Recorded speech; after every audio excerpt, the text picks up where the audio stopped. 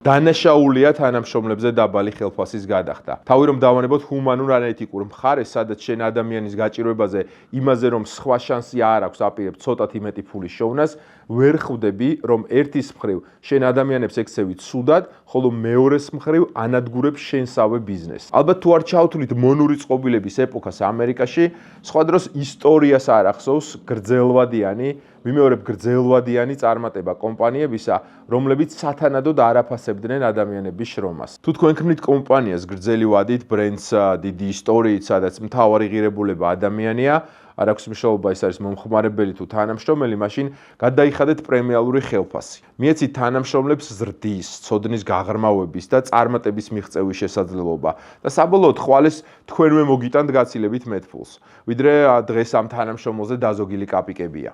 ცუდი შედარებაა, მაგრამ თუ მანქანაში ცოტა საწვავს ჩაასღავ, ის შორგზაზე ვერ წაგიყვანთ. ასე იქნება თქვენი თანამშრომელის და შესაბამისად თქვენი ბიზნესიც.